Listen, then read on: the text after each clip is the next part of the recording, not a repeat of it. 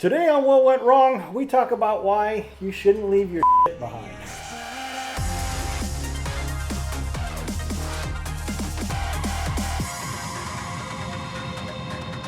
Hi, I'm Brett Mauser, and I've made over 40 feature films, and one of my personal favorite has become Serial Rabbit 5, which was shot well. I love the acting was great. It's so hilarious. And there are so many behind-the-scenes stories as well. Fortunately, I think that was one of the films that came out pretty damn good. It was fun. And there's not much to really say what went wrong that came out on camera. You know, there's really not much that I can look at the movie and say, well, you know, I wish I could have fixed this. Or, this was bad, that was bad. But there were things that happened behind the set that were like, oh. But fortunately, over the years, we've learned to deal with them. Yeah. One of the things we hadn't had experience with before, and sadly, the scene never even made it into the film. No. In the climax of the movie, everything was going crazy. We were trying to get the rabbit back into the body of Leo, and somehow he got the power or something to start changing things. And I had my gun, and I was trying to shoot him. And then the script called for he was going to do something, and my gun was going to turn into a fish. And we even have scenes where Brad had no idea what the was going on. Right. And I was saying, okay, I'm going to hold the gun, and I'm going to freeze, and then I need you to come in and swap out the gun with the fish so I don't move that much, and it'll be an easier cut. I really don't understand. Okay, stay right there, and then you're going I throw it at you. No, you're going to swap out the fish with the gun in my hand. So I'm going to throw it at you. No. Take the gun from my hand and put the fish in its place. Right? After you throw it. So we shoot the scene, and it's late at night. I think we finally wrap up the scene at 2 a.m. It was late. And it's in this CrossFit gym in San Antonio. No air conditioning, I think, except maybe for one or two offices. Had a fan, I think. Had a fan, maybe. And we pack up. We get the coolers. And we even do our final check. Okay, we do the run through, make sure we don't forget anything, going around, check this, make sure we got the lights broken down, everything's packed away, the cooler, all the food. All right, we're good. And we go. And that was a Friday. It was Friday or Saturday, I don't remember. Yeah. And it might have even been a 3-day weekend. Well, when we were shooting, whoever was responsible for taking the fish away or putting the fish away, they went in and they went into the prop room where we had all our stuff and looked around, and they were like, well, why don't we put the fish? And they just put it on top of the fridge. Well, when we did all our run-throughs, it got missed. And the CrossFit gym was closed over the weekend. So the manager comes in Monday morning or Tuesday morning if it was a 3-day weekend. Oh my God, what is that? And apparently, to add insult to injury, the guy apparently has a phobia of fish. So he's looking around all day trying to find where the hell this smell's coming from. And finally finds this dead fish that sat in a CrossFit gym festering for 2 or 3 days. In August in Texas. In a steel building in August in Texas. Oh my goodness gracious. Needless to say, there was a lot of apologizing to hopefully make them understand that this was not intentional. This was a complete screw up. We take full responsibility. Anything we can do to make this right. There was groveling. I think that was the word I was looking for. And and they were actually very gracious about the whole thing. Because we were able to eventually come back because we shot the project the next year, and we were able to come back. And there we promised again, them no fish. Yeah, that was the required. We require no fish. There was no fish to be on set. Please no fish this time. No fish this time. We will nary any seafood to be seen on the set. And believe, and if you've never experienced that, we experienced it because when I was in high school, I don't know whether you actually went with us anytime, but my dad had somebody that worked with that had a shrimp boat, so we'd go to the Gulf, down the Gulf in the Houston Ship Channel. We'd shrimp, and then we'd get like 80 pounds of shrimp once a year, freeze it and everything. Well, when you get it, You'd bring it to the kitchen and you'd devein it and you'd peel it, and then you make the 1 pound bags, and then you have all this crap. You'd have the shells and the devein. You got to get rid of it. And we'd throw it in the trash. Well, we would usually do that on a Friday, and the garbage men didn't come until like Monday. Oh God.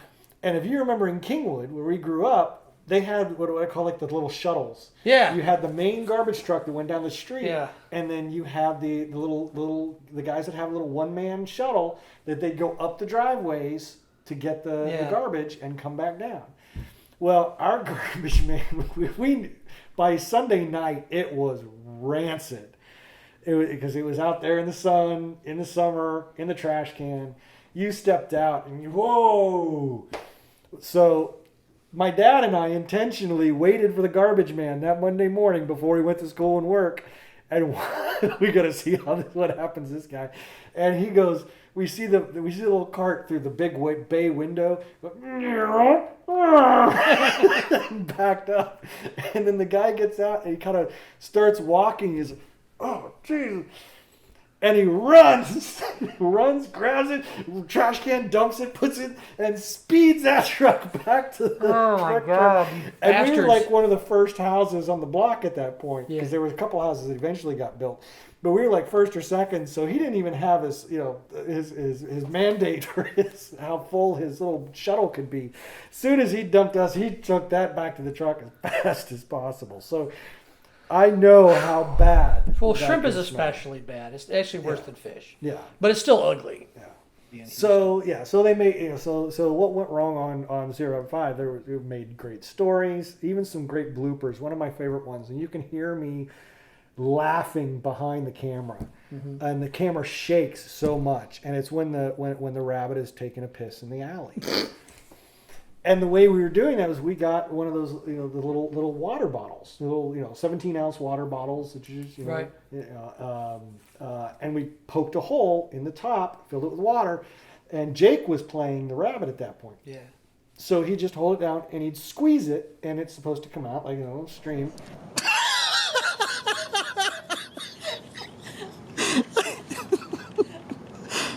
Action. Well, he's in the suit, so he can't tell what it looks like or what is going on. Well, the hole was not punctured right, or it had little, some little strings in it or something, jaggeds in it. So when he starts going, it's this spray of like 17 different directions, and he can't see it, so he's not laughing. So he's in complete character. Like, this is completely normal. The rabbit has a hydra for a penis. and you just hear me. You see the camera starting to shake. Me starting to laugh. I think Denise was there. Oh, I'm sure. And you hear her starting to crack up, and Christy was there. I think, yeah, because it was her place. It was outside her place. Oh God. And it's just and I don't think it made it in the final cut, but I know there was debate as to whether to leave it in there. But it was just one of those good what went wrong. Yeah. We all needed that laugh at that time. It was so funny. They're gonna have little things that happen, and it's all about taking it as it comes. Yeah. And so that's a good one. Yeah. Now, as we get ready for our big epic 12-year films in 1 year thing next year, we're planning them out and plotting them, which ones are we going to do when. And one of the things that I threw on the table is like, okay, we're not going to do this again because I keep saying we're not going to do it, but we'll wind up doing it. No westerns in the middle of summer in Texas, and because I always wind up shooting these big outdoor epics in August. In Texas, and the same thing happened on Blow a Kiss. But again, it kind of wound up being a cool little thing. But we were shooting out in Canyon Lake for Blow a Kiss, and the same thing happened to us on Sierra Rabbit 5. I can't remember where we were shooting in Sierra Rabbit 5, but it was the praying mantis introduction scene where she's by the pool and she kills this guy. All that audio had to be dubbed because of something that Texans know all about, the damn cicadas. Oh my God, the cicadas. And Blow a Kiss, we used it to our advantage because Joy is just gotten out of a whole van situation. I put the cicadas in. Christy and I actually went out the day after we shot that scene just to get audio on the cicadas. And that adds It's a very Texas sound. so much. Oh, it is. And it adds so much to that scene.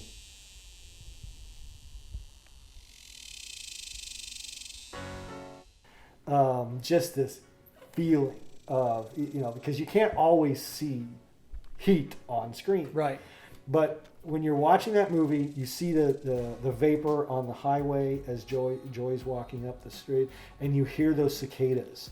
Those cicadas just make you feel the heat of Texas. For those of you who aren't familiar with what a cicada is, it's a little bug, not that big, but they have this noise. The Southerners will know what it sounds like. You Yankees and carpetbaggers and California bags don't know what it is, but if you watch certain movies, usually when they have prison movies in the South, and they'll show the field out there, and they'll have this noise of this bug, this blah, blah, blah, this little noise it makes. That's a cicada.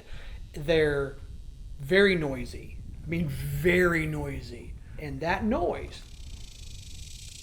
brings that kind of stifling, humid misery into your mind. And that's a great idea. It's not something I would have really thought about, is a noise that gives you a feeling of heat. Now, in Sierra Rabbit 5, unfortunately, we didn't want that, so Right. we had to redub Redub it in certain situations.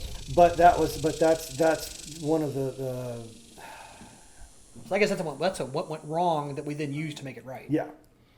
But those on-set sounds that screw up takes, that will always mess you up, and ask any reporter, when they're doing a live shot, there's always some asshole that drives by and honks their horns. Now, I'm not a fan of reporters as it is, but come on, it drives me nuts. It's like, why?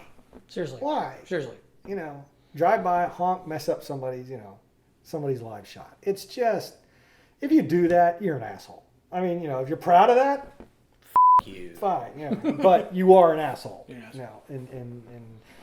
And I think Dante has written one of his 7 levels of hell for people who honk during live shots. And talk in movies, they're both in there. There's the same little area. People who use cell phones and talk in movies, and people who honk during, they're in there. Yeah, that's one thing that you've got to, you can't live with. You've got to, when that comes out in your films, you've got to loop. Yeah. You've got to do the ADR and get better sound. Yeah. And that's the same case with, even in Blow a Kiss. I don't think we really had any dialogue issues, but there have been times where we've been outside and a train has gone by, or there's been cicadas, Sirens, airplanes, helicopters. I have to loop it and then put cicadas back in. Right. Because, the cicadas are too damn loud in the take, so you've got to get the clean audio and lower that cicada with the sound effects, Right. to drop it back in. So yeah, be careful of that. Be careful of the sound of the cicadas, the trains, and just be aware. Oh, we can, we'll deal with it. It'll be fine. We don't need to fix it. Yeah, you do. It needs to be taken care of. Yeah. Well, there are certain sounds that are, they're there and you don't notice them until you're listening to a recording of them, and then they're omnipresent. Yeah. So yeah, that's in Sierra Rabbit 5. I guess that would be one that went wrong, but we fixed it because we went back and looped it. And I think about the looping is I don't recall. Yes, no, I think they did come over to my apartment to loop. Johanna and Clint both came over separately. They didn't actually say the lines together, and just came into the living room, and I said, "These are the lines. Just read them." Have I told you how incredibly beautiful you are this morning? Yes, but tell me again. What did I do to win you over last night, my dear? And I just had a microphone set up. I didn't show them the film. The film wasn't playing. It wasn't going back. And I just had them say it 10, 15 times. Right. Because I had edited it enough to know the pattern and the cadence tempo, of, the cadence, yeah. of that. So I just go, I think that was it, but keep, give me another one. And they just keep going and they say it. And then that's it. Okay, thanks, bye. 5 minutes. 5 minutes each, and they're out the door. Right. Now I have to go in and I have to, sync it up and get it. But 9 times out of 10, it's there. And now there will be times you get that one that's not quite matching up, and then I'll Frankenbite it. Right. Which is when you take, like, if somebody says, one nation under God. I'm going to do that because that's in the news right now. I got you. One nation under God. And so, you see the mouth move and everything, but the way it's looped is one nation under God. Somebody said that way. Yeah. I've got to take out that Bill breath. Shatner, obviously. Yeah. It was Bill's take. I just take out that moment of silence in post, push them together and line them up and get them that way. And it usually flows. And then I'll use a little bit of cross dissolve to in between the takes to blend it. Yeah. The Frankenbiting has pulled my ass out of the fire a lot. And it's sometimes I don't even need to bring people in to reloop. Yeah. Sometimes one angle is it's a great angle, but the audio on that take didn't come out right. But another take, I didn't like that angle, but that audio was perfect, and I take it and I swap it out, and it works. It lines up. You should have taught this to the people who made the last Ghostbusters movie. They could have used that help because they were all over the place. I think at one point they just said F it and didn't care. They didn't care. So that's cool. That's how you can do that. You can make that happen. Yeah. It will be necessary for Texas summers and stuff like that, outside filming. Yeah. For sure. Yeah. Filming in cities, you get sirens and other noises like that, cars. The beach. Beaches are horrible. Oh, yeah, beaches. Yeah. Birds and the sound of the ocean. Did that with with Bad Mojo, when we had the beach scene. And then when Rose and Lilith fought on the beach and they had dialogue. We actually just, after they said it, we went over to the truck and had them read the dialogue there. I think the camera was in the truck, and they were right outside the truck, so it cut down on all the wind, because that was the pain in the ass, was the wind. You're going to have certain times of the day, usually when it's not blazingly hot, when the wind's going to be blowing either onshore or offshore. Yeah, that's a fact of life in Texas. Yeah, and windscreens only do so much. Yeah. You also put that lightning in that scene too. Oh yeah, because it was kind of cloudy, but it wasn't lightninging. I remember watching that lightning. I was like, I don't remember that happening. Yeah, that was a cool little thing that was in, I think, Apple Motion at the time. It was just a little lightning. Lightning. Let me throw that in there. That was cool. Added a little something. Because it added. Well, you had the ambience of the kind of the cloudy. It was wintertime in Florida, which is to say it was below 70 degrees. Yeah. It was 68 degrees at nighttime. But yeah, and it was, so you had the cloudy day and it was windy, and we went over to Hutchinson Island over there and by Port St. Lucie, and the wind was blowing in, and we just walked onto the beach somewhere. Just no one's gonna care. And did that scene. But yeah, I remember it being cloudy, being windy, and I was like, is this okay? And you're like, we can, I'll re-record it. I'm like, okay, And sure as shit, we went that very night, and we sat down at the dinner table. And I think it was actually the couch, because I think I actually looked the at the footage recently. Yeah. I have the footage of on you, the couch. me and Amanda sitting on the couch. Yeah. Oh, God. So, did the regimen change? Oh. What? Jealous? Concerned. I hear other filmmakers all the time saying, I hate ADR. ADR's so tough. Oh, it's horrible. And yeah, it's a pain in the ass because you're doing it the right way. Right. Yeah. I know that makes no sense. But ADR is a pain in the ass because you're doing it the right way. There are certain things that doing it the right way is just a pain in the ass. But it's the way you have to do it. Yeah, the right way has you make a presentation out of this. You've got pomp and circumstance. You bring people into this booth. You watch the movie. You have somebody with a timer that goes beep, beep, beep, and then gives you tone so you know when you're supposed to speak. And the person has to watch their mouths and know exactly how they're saying it. And then you've got the one guy in the booth lining it up. Okay, that one works. And you've got this big presentation. That's why it's a pain in the ass, because you do too much. You make this big show. Yeah. When you just walk in, and especially after, if they've just finished the scene, They know how they just said it, and they're in that same mood. They're in that same feel. Just go into a small little corner of the room where there's no wind or there's no bugs or, Sit in the car. sit in the car and just say, okay, say it again. Act it out. Have them act it out right there. Do it 2 or 3 times. Yeah.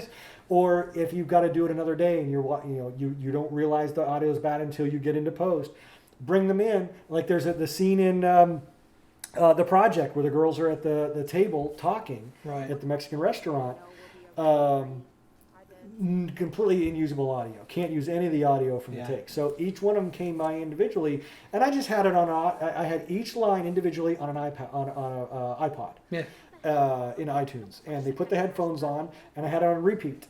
So it would just say their lines over and over again, and they'd hear it, and they just keep saying it, keep saying it, keep saying it, and I'd be able to hear it too. And I'm like, oh, that's it. Okay, the next one. Okay, next one. Okay, next one. And like I think for The Project, all the looping that we did for AJ, all that was done in like 15 minutes or so. Or I'll clean every single toilet in here with that big ass forehead of yours. Enough. Both of you. Because we didn't make a presentation out of it, we just went for the audio. I didn't need them watching it because the actors get nervous and try to match it exactly, and they're being real conscious of it. I just want Makes them the to audio say the sound lines. funky. Yeah.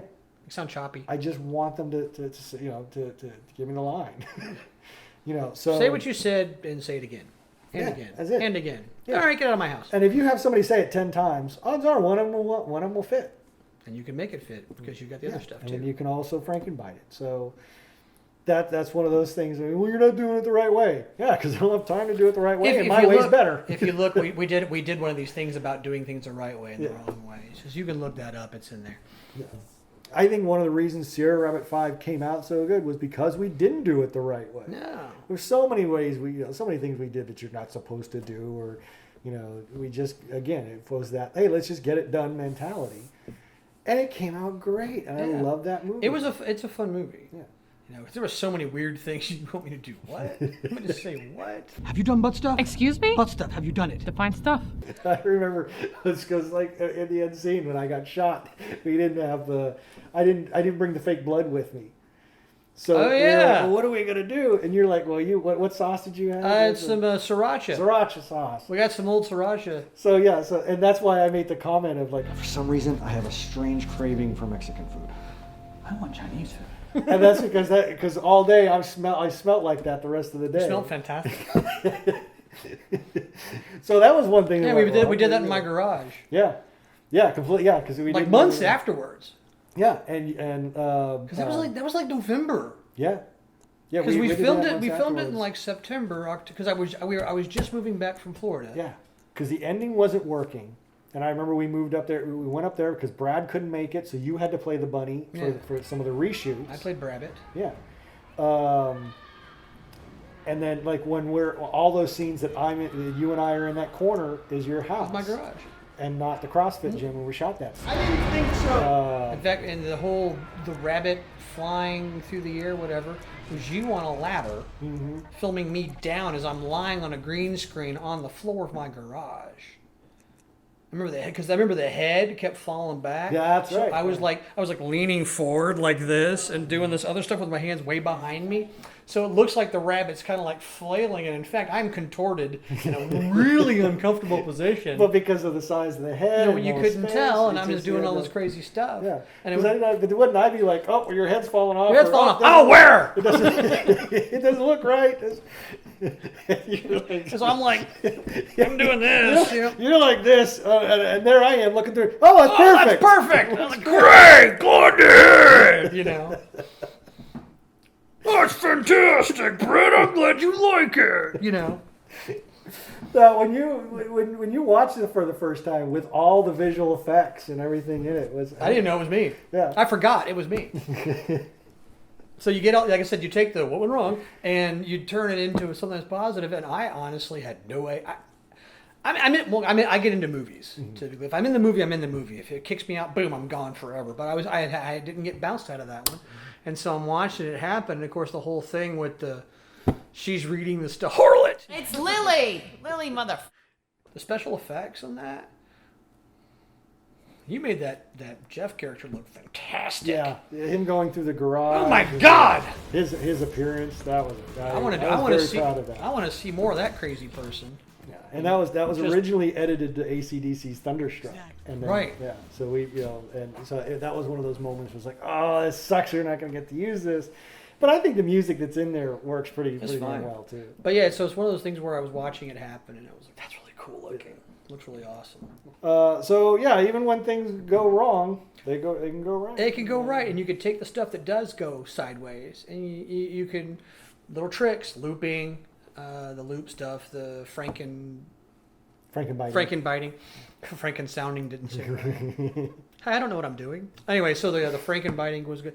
So you can take all the stuff, take all those things whenever the stuff goes sideways, and still make it look great as it did. And the Silver Rabbit 5 is one of if it's not my favorite, it's one of my favorites. With that being said, last tip: make sure you don't leave any fish behind. Fish is bad and cool. Hi, I'm Brett Mauser, and I wrote the book on how to make a movie with no money. And here it is. See, it's got pictures and everything. So head on over to our website, notsosane.com, and get your digital or paperback copy today.